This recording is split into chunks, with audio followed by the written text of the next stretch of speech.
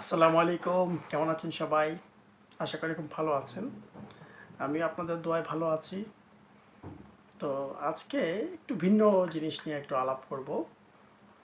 আমার হাতে দেখুন এই জিনিসটা, ভয় পাবেন না।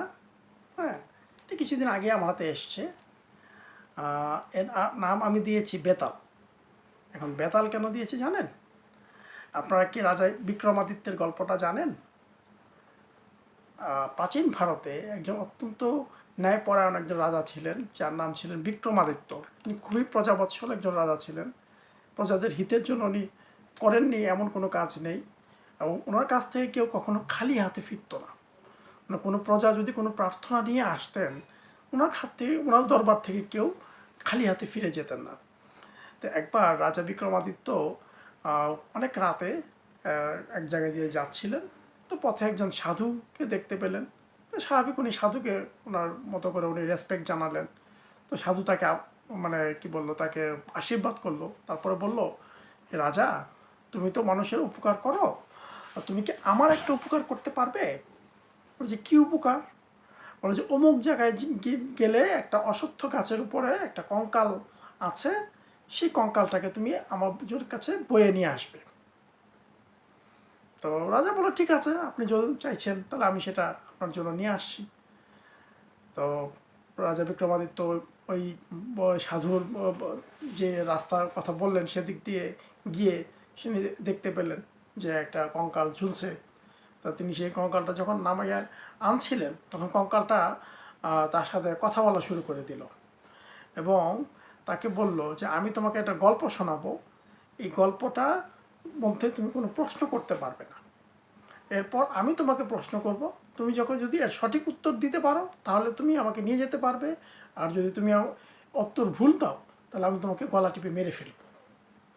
তো এইভাবে রাজা তাকে কাঁধে নিয়ে যাচ্ছে, তখন এই কঙ্কাল বা তাকে বলে যে একটা গল্প বলতে থাকে আর কি। এই কঙ্কালটার নামই ছিল বেতাল। তো এই বেতাল তাকে বিভিন্ন গল্প বলে।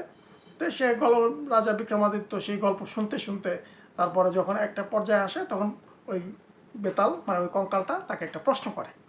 তো সেই প্রশ্নটার উত্তর রাজা খুব বিচক্ষণতার সাথে দেন। তখন বলে যে হ্যাঁ, তুমি সঠিক প্রশ্ন দিয়েছ। আবার সেই কঙ্কালটা সেই উড়ে গিয়ে সেই গাছের মধ্যে যে ঝুলতে থাকে। আবার বিক্রমাদিত্য চলে যায় সেখানে, এবং সেখান থেকে সেটিকে নামিয়ে এনে আবার পথ চলতে থাকে। তখন আবার এই সে গল্প বলা শুরু করে, এবং সেই গল্প শেষে সে একটা প্রশ্ন করে এবং রাজা এর বিচক্ষণতার সাথে উত্তর দেন, এবং তখন সাথে সাথে সেই কঙ্কালটা চলে যায়। তো এইভাবে 25টা গল্প তাকে শোনানো হয়।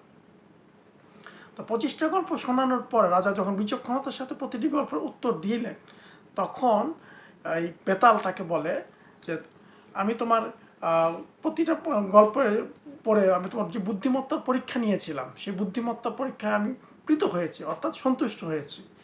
তো এখন আমি তোমাকে বলছি, তুমি যার জন্য আমাকে নিয়ে যাচ্ছ, অর্থাৎ এই কঙ্কালটা যে সাধুর জন্য নিয়ে যাচ্ছ, সে কোনো সাধারণ সাধুক নয়, সে একজন কাপালিক। অর্থাৎ সে করে কি, নরবলি দেয়। নরবলি দিয়ে সে তার সিদ্ধি লাভ করে, এবং সে আজকে তোমাকেও নরবলি দিবে। হ্যাঁ, আমি ছিলাম এক রাজপুত্র তোমারই মতো, আমাকেও সে এইভাবে বলি দিয়েছিল। তো আমি বলে দিব যে তুমি কিভাবে ওই কাপালিকের হাত থেকে বাঁচবে। কাপালিক যখন তোমাকে বলবে যে তুমি সাষ্টাঙ্গ প্রণাম করো দেবতাকে, তখন তুমি কাপালিককে বলবে যে সাষ্টাঙ্গ প্রণাম কীভাবে করতে হয় আমি তো জানি না। তো তো সাধু যখন সেটা শিখিয়ে দেবে, তখন সাধু যখন এই সাষ্টাঙ্গ প্রণাম করতে যাবে, তখন তুমি ওই সাধুর পাশে যে খড়গটা আছে, সেই খড়গটা নিয়ে সাধুর মস্তক ছিন্ন করে দেবে। এর পরবর্তীতে আমি বেতাল তোমাকে সাহায্য করব, যখনই তুমি কোনো সংকটের মধ্যে পড়বে তখনই আমি হাজির হয়ে যাব এবং এর সমাধান আমি দিয়ে দিব। তো এ তো গেলো বেতালের গল্প। এটা অবশ্য প্রাচীন ভারতে বেতাল পঞ্চবিংশতি নামে এটা সংকলিত আছে। ঈশ্বরচন্দ্র বিদ্যাসাগরও এটাও সংকলন করেছেন, এবং এটা নিয়ে বিভিন্ন রকম সিনেমা, নাটক অনেক কিছু হয়েছে। তো যাই হোক, এটা একটা ক্লাসিক একটা গল্প। তো আজকে আসলে আমি ঠিক ক্লাসিক গল্প আর কি শোনাতে আসিনি। তো আসলে এটা যখন এলো আর কি, তখন আমি এটার নাম দিয়েছিলাম বেতাল আর কি। তো আজকে আমি এটার সাথে আপনাদেরকে পরিচয় করিয়ে দিব। হ্যাঁ, এটা হচ্ছে হিউম্যান স্কেলিটন, অর্থাৎ মানব কঙ্কালের একটা কি বলে রেপ্লিকা। তা আমাদের দেহে হাড় আছে 206টা। তো 206টা হাড় দিয়ে আমাদের বডির এই স্ট্রাকচারটা তৈরি। দেখুন আপনারা, এই যে দেখুন এটার এটা। তো এখন আমি সবগুলো হাড়ের পরিচয় আপনাদেরকে আমি করিয়ে দেব। যেমন এটা হচ্ছে আমাদের স্কাল বা মাথার খুলি। হ্যাঁ, এটা হচ্ছে বেজ অফ দ্য, এটাকে বলে বেজ অফ দ্য স্কাল। এই যে মাথার খুলি যেটা, এটার মধ্যে কিন্তু কয়েক রকমের হাড় আছে। যেমন সামনে যেটা, সেটা হচ্ছে ফ্রন্টাল বোন, তারপর এর দুই পাশে হচ্ছে প্যারাইটাল বোন, এর পেছনে হচ্ছে অক্সিপিটাল বোন। হ্যাঁ, তারপর এটা হচ্ছে ম্যান্ডিবল, হ্যাঁ, যেটা আমরা চাপা বলে জ বলি। এর ভিতরে আরও অনেক ছোটো ছোটো হাড় আছে, সেগুলোতে আমি যাচ্ছি না। এগুলো হচ্ছে এই যে চাপার যে এই যেভাবে আমরা করি, এই যে এটা দেখুন। হ্যাঁ, এটা আপার ম্যান্ডিবল, এটা লোয়ার ম্যান্ডিবল। এবং এখানে একটা জয়েন্ট আছে, ম্যান্ডিবুলার জয়েন্ট। হ্যাঁ, এই জয়েন্টটা কিন্তু খুব দুর্বল একটা জয়েন্ট। হ্যাঁ, এখানে আমি একটু বলি যে বাচ্চাদেরকে যদি আপনারা শাসন করতে যান বা বাচ্চাদেরকে মারতে যান, বাচ্চা কিন্তু কখনোই এই জায়গাটার মধ্যে মারবেন না। মানে অনেক অনেক স্কুলে বা ইয়াতে দেখা যায় যে খুব জোরে চর মারে বাচ্চাদেরকে এই জায়গায়।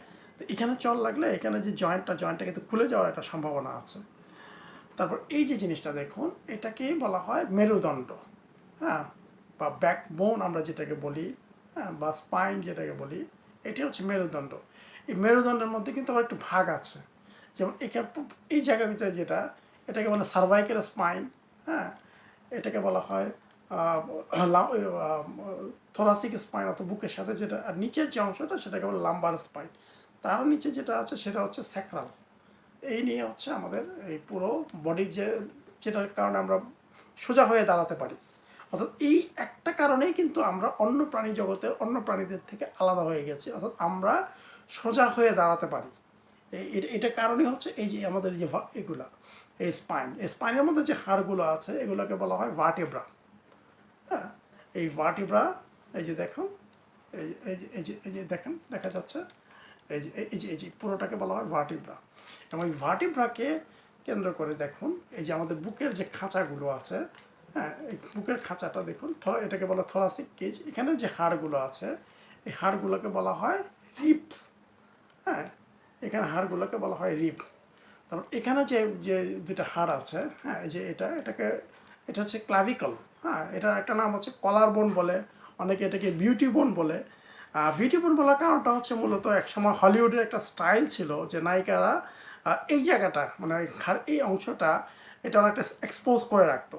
মানে যার যেটা বেশি মানে এক্সপোজ থাকতো তাকে বেশি সুন্দরী বলা হতো। যেমন সম্ভবত এটা শুরু করেছে ম্যারিলিন মনরো কিংবা সোফিয়া লরেন।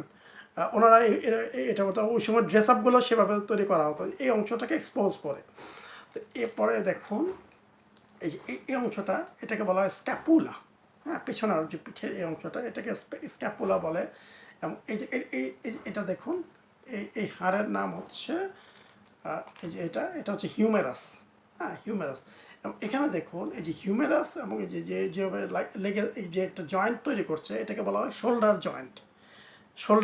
এবং এই জয়েন্টটার মধ্যে যদি কোনো গণ্ডগোল হয়, তখনই দেখা যায় রুগী হাত তুলতে কষ্ট হয়। রুগী এই যে এরকম হাত এর বেশি হাত তুলতে পারে না, তখন এটাকে বলা হয় ফ্রোজেন শোল্ডার বা টেনোসাইনোভাইটিস।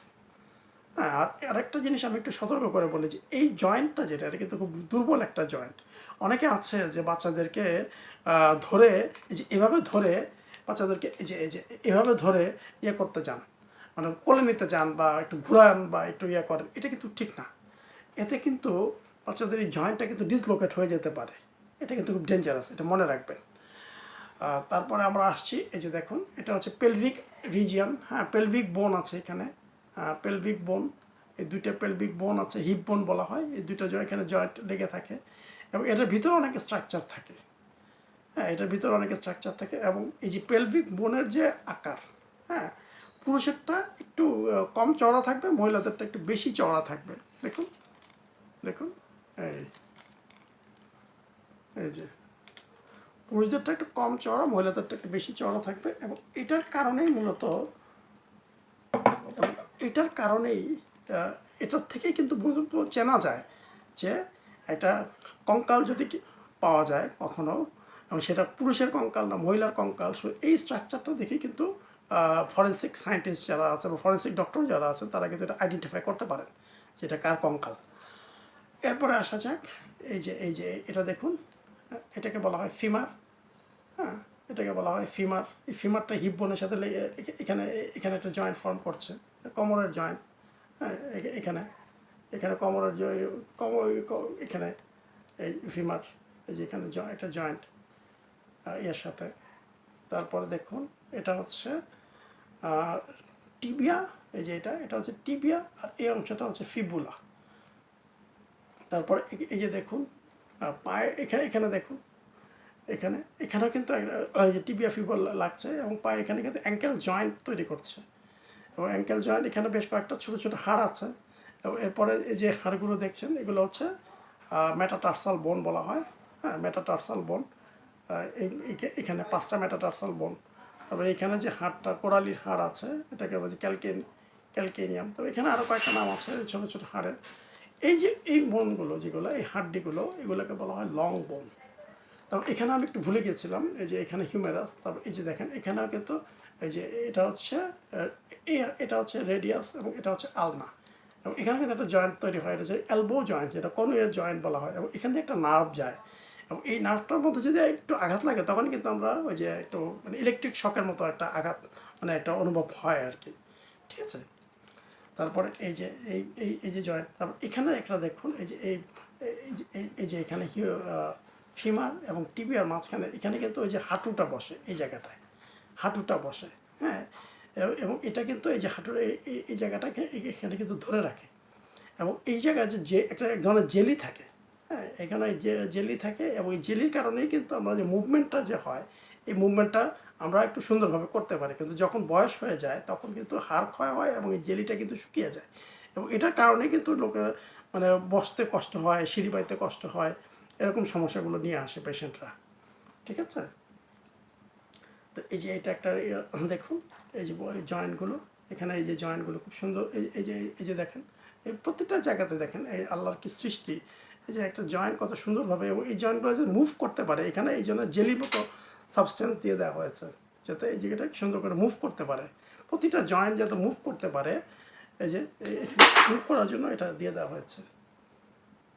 তারপরে দেখুন এই যে হাড়ের এই যে জয়েন্ট, এই যে এটা কত সুন্দরভাবে জিনিসটাকে তৈরি। আমাদের টোটাল হাড়ের সংখ্যা হচ্ছে 206টা। 206টা আমাদের হাড়। এর মধ্যে বিভিন্ন ধরনের হাড় আছে, যে লং বোন যেটা লম্বা হাড়, তারপর ফ্ল্যাট বোন, যেমন এই যে এগুলো হচ্ছে ফ্ল্যাট বোন। তো এছাড়াও আরও বিভিন্ন রকম ইরেগুলার বোন আছে, যেমন এই যে এই স্পাইনাল এগুলোকে ইরেগুলার বোন বলে।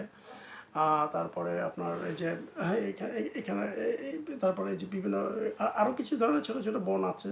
হ্যাঁ, এই বোনসগুলো নিয়েই আমাদের কিন্তু যে হাড়ের যে স্ট্রাকচারটা তৈরি হয় এটা। তা সেখানে আমি আশা করি এটা একটা আমাদের বডির যে স্ট্রাকচার, মানে স্কেলিটন যে স্ট্রাকচার, এটা সম্বন্ধে আমি একটা ছোট্ট একটা আইডিয়া দেওয়ার চেষ্টা করলাম। তো আশা করি আপনাদের সবার এটা ভালো লাগলে লাইক, কমেন্ট এবং শেয়ার করে আমাদের করবেন, এবং এটা জানাবেন আপনাদের মতামতগুলো। ধন্যবাদ।